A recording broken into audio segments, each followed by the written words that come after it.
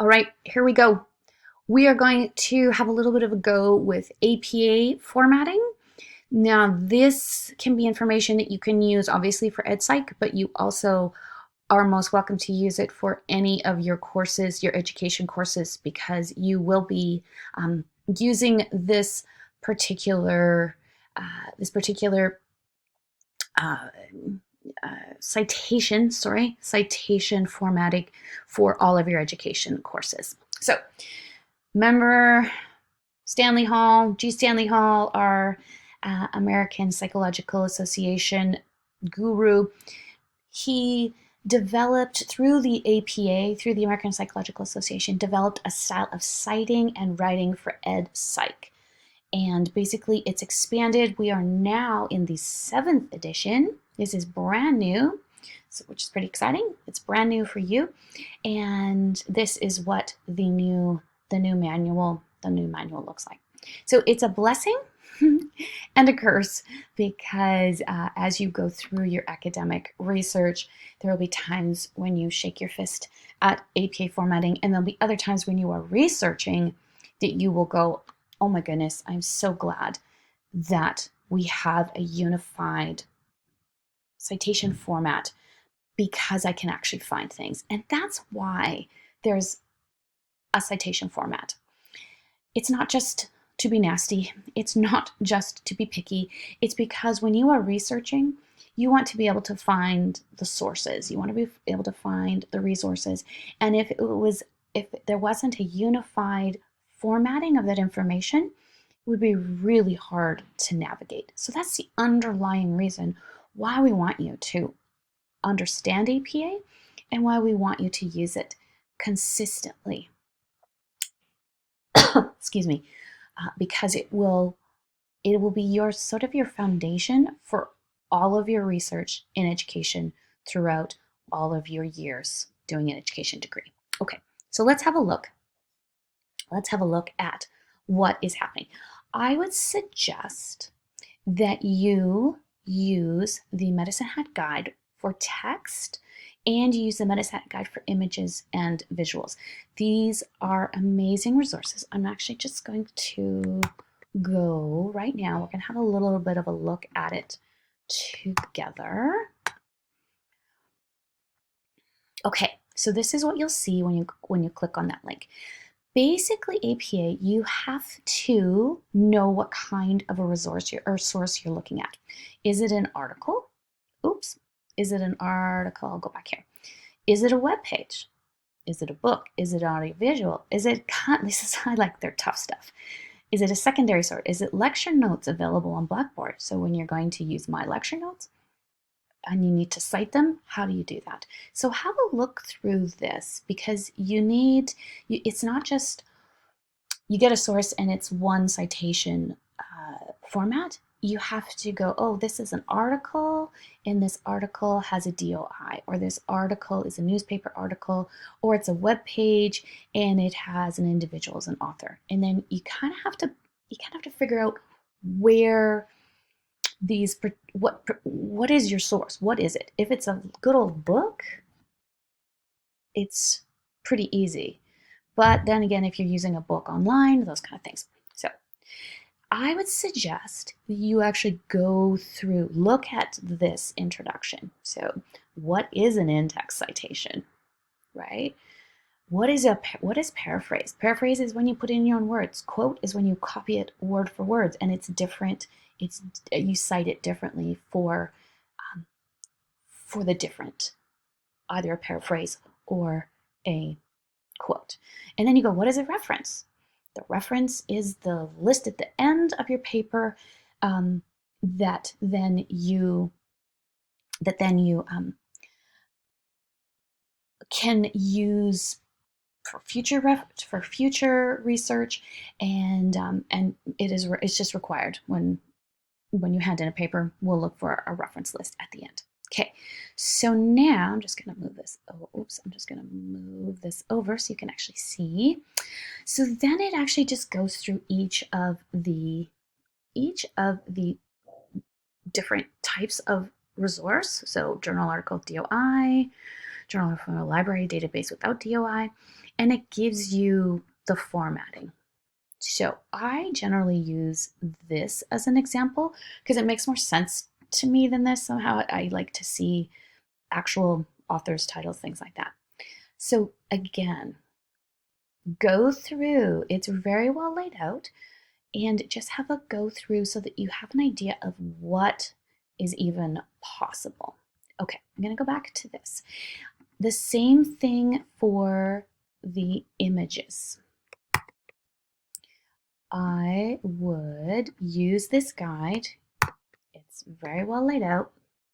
And so that if you are pulling images for a paper, you're pulling images for a more creative assignment, you have to make sure that anything that is not your own thought, you point us to where those thoughts came from. That's ultimately what citation is saying, okay, these are not my thoughts, but they're super cool thoughts, and I want to bring them all together.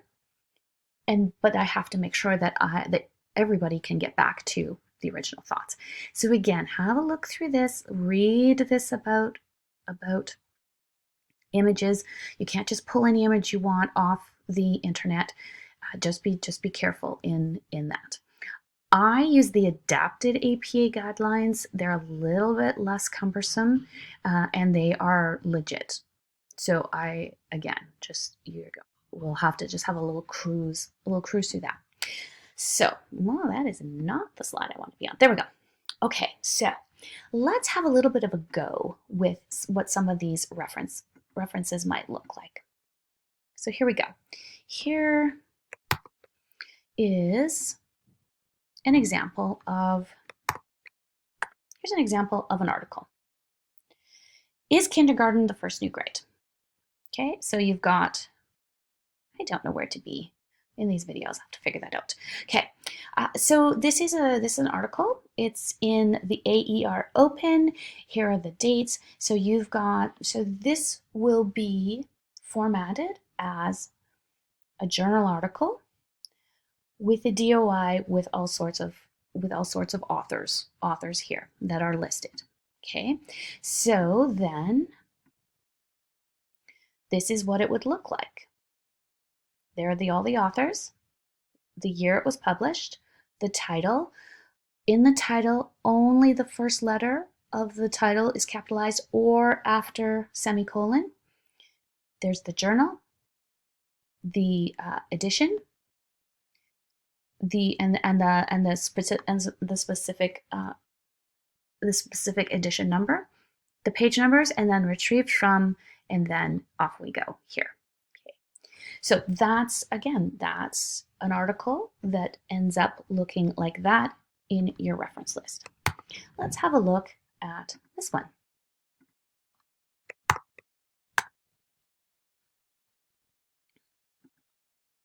Okay, so this is from John Tesh radio show. Some of you might have heard this on local radio. So you're going, oh, yeah, I want to use this for a particular topic on obesity, child obesity. So I'm cruising through here though, and I am going, wait a minute. I don't see an author. I do see a title. I don't see an author. I don't see a date. But I do have the website. So then the reference for that particular source will look different. I have no author, so I have to use the title as the author. ND is no date. There's no date. And then where did I retrieve it from? So you can see this looks different than this because you got it from a different source. So keep that in mind, that it really depends on where you're getting the source from for what it will actually look like. Okay, let's go to, the whole concept of in-text paraphrase. So for journal articles in a paper, when you are paraphrasing, when you're using your own words, so allowing your child to become obese is seen by some people as abuse, it will look like this for that John Tesh article. It is difficult to pinpoint what makes a great teacher. it will look different because you have the actual authors. So again, you have to just go back to that Medicine Hat LibGuide and look at those. You do not have to put the page number of a journal article in for paraphrasing, but you can put it in. Check with your instructor, because some instructors really want it and others don't mind if you don't put it in. I don't mind if you do not put it in for a paraphrase. However, when you are quoting, you need quotation marks, and then you must put in where that quotation mark came from. Sorry, where that quotation came from in the page numbers. You must put the page or paragraph number in there. So again, you'll see that your in-text citation looks different depending on the source. Okay, let's talk a little bit about actual research. How do you actually research? Because you're going to be doing research for this course and you'll be doing research for all of your other courses. So let's go back. Actually, let's go back to this John Tesh article. Now, if you wanted to actually find out John Tesh's sources for this particular article, you say, okay, I read the article and new cases being brought, blah, blah, blah, blah, blah. Child obesity is always considered abuse. Dr. Keith Ayub is a professor at Albert Einstein. He says there are medical conditions, but it's like, I'd actually like to read something that Keith Ayub actually wrote about this particular topic, because I am now thinking really critically about text. I'm not just going to believe John Tesh and his intelligence for life, even though I'm sure they're lovely people. But I'm an academic now, so I'm not just going to believe without seeing some of the research for this particular article. Okay, so then I'm like, well, it doesn't actually say here, it doesn't give me any kind of reference. It doesn't tell me an article title where I can find where Dr. Keith Ayub was talking about this. So maybe I'll just see if I can sleuth a little bit, and maybe I can actually find an article. So I actually kind of creeped him, and I found where he is at his university, but there's nothing here that relates directly back to this John Tesh article. So that's what I call dead end research, because you cannot really use that article to for sure state that the reason why he's stating child obesity is an issue is because you can't get to any of his research that he has put together for this article. So I call that dead end research, and that's if you get to that point, probably that article is not going to be rigorous enough to use in your college setting as well as your teaching setting. Okay, let's now have a look at, I call this Spiderweb research, and that's not an official term, that's just my term. It's where you start with an article and you just keep finding cool things about it. Okay, I'm going to actually have to get you to go to the article from New York Times. I've read too many articles in the New York Times for free, so I can't actually get it anymore. But if you click on that link and go there, I'll guide you through the rest of it. So basically, the beginning, it says, play is a universal, cross-cultural, and necessary attribute for childhood, especially for developing and learning, essential for learning. Experts who study it, yada, yada. Okay, so I'm kind of going, okay, that's cool. That sounds like something I am interested in researching and reading more about. So I am going to, but I still want to know kind of where they're getting their research from. So second paragraph, children are natural players right from the beginning. It's hard to imagine when an infant or toddler isn't playing, said Catherine Tamas-Lamanda, a professor of applied psychology at New York University, and who studies play and learning in babies and young children. Oh, interesting. So I'm like, okay, I actually am interested in reading what she has to say. So I'm going to, if you go to her If you click on that, New York Times is nice because if you just click on it, you'll go to her article. But what you'll find is it's just another media article. It's another article that does not have academic support or really rigorous research support. So I kind of call that a dead end. So you probably then wouldn't go, okay, I'm going to believe everything in this article because of that. So you need more. Okay, so ultimately you're going to go down to New York and Los Angeles. Oh, where it says, what are kids doing instead, she asked. The answer is test prep. In kindergarten classes studied in New York and Los Angeles in 2019. So then you're going to go, oh, that sounds interesting. Let's have a look at that article. So I'm just going to pull that one up now because I can get back with you here. Okay, so this just kind of looks a little bit more academic. It's in AER Open, which is American Educational Research Association, AER Open. So you're probably going, okay, this now is some research that is rigorous, that has been vetted, and that has undergone some real scrutiny. So then I read the abstract. I'm like, oh, that's super cool. I'm really interested in this particular thing. And you then read the full article. Okay. So you can see that she has a lot of information. She has a lot of resources. Then this is where this cool spider web situation comes into play. So you scroll down, you get to her reference list, and you go, okay, now these are all the references that this particular article was written on. And then you go through and you go, okay, I'm really now interested in going to do the effects of early childhood intervention systematically fade. And then this is the spider web where you just keep going and going and going in there.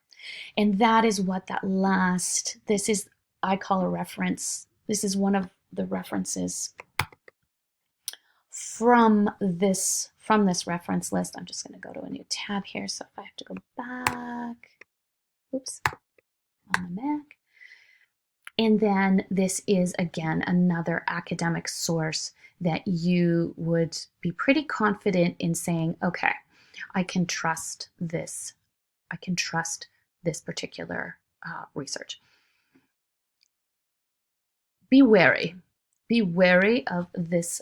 I'm just kind of like floating all over, aren't I? Be wary of this kind of research where you cannot find the article, the research behind the statements. Oftentimes then you will find that they've taken a really small part of the research and blown it into some kind of a media article, some kind of an article that they can put out for the general public.